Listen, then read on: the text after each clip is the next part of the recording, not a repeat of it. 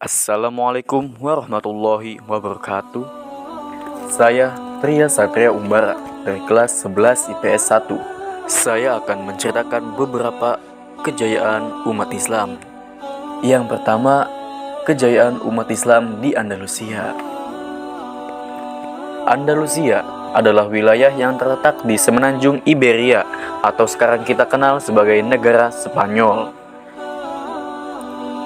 Wilayah yang pernah ditaklukkan oleh Imperium Islam yang masih meninggalkan jejak material dan historinya, tetapi tidak dengan nilai-nilai dan pengaruh Islam di wilayah tersebut yang sudah menghilang. Daulah Bani Ahmar didirikan oleh Sultan Muhammad bin Al-Ahmar pada tahun 1232 Masehi. Sultan Muhammad bin Al-Ahmar adalah keturunan dari Syed bin Ubaidah, seorang sahabat Rasulullah Shallallahu Alaihi Wasallam dari satu Khazraj di Madinah. Sultan Muhammad bin Al-Ahmar membangun istana di Bukit La Sabika yang bernama Istana Al-Hamra yang terletak di kota Granada, Spanyol. Kenapa istana ini dinamakan Alhambra? Karena dinding istana ini yang berwarna kemerah-merahan. Sebagian besar kaum muslimin tentu mengetahui bahwa Islam pernah berjaya selama hampir 800 tahun di tanah Eropa, tepatnya di Andalusia. Peristiwa penaklukan Andalusia yang terjadi pada tahun 711 Masehi masih menjadi salah satu kisah paling populer dalam dunia Islam. Pada saat itu, pasukan kaum muslimin yang hanya berjumlah sekitar 1.700 orang di bawah pimpinan yang bernama Tariq bin Ziyad berhasil merebut dataran Iberia. Penaklukan ini berlangsung selama bertahun-tahun hingga akhirnya satu persatu kerajaan di sekitar wilayah tersebut jatuh kekuasaan Islam. Lalu yang kedua adalah kejayaan umat Islam pada dinasti Abbasiyah. Selain itu, ada juga kejayaan umat Islam dalam bidang ilmu pengetahuan dan sains.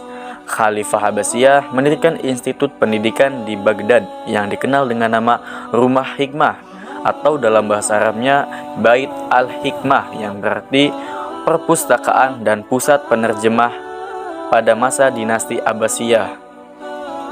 Baitul Hikmah dianggap sebagai pusat intelektual dan keilmuan pada masa kegemilangan Islam atau dalam bahasa Inggrisnya disebut The Golden Age of Islam.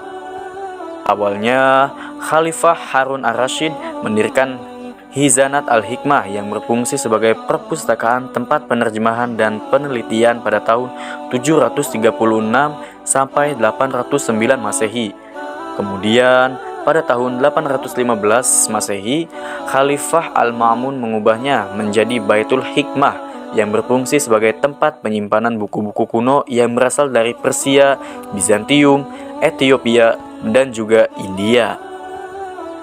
Di Baitul Hikmah, cendekiawan terkenal dari seluruh dunia berkumpul di Baghdad. Pada waktu itu, Baitul Hikmah mengalami kemajuan yang sangat pesat.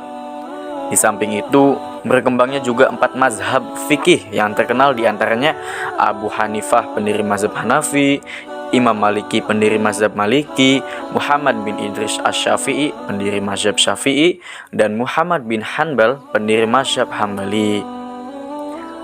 Peran Baitul Hikmah memang sangat besar dalam kemajuan peradaban Islam, terutama dalam ilmu pengetahuannya yang pada masa itu lahir banyak ilmuwan-ilmuwan Islam.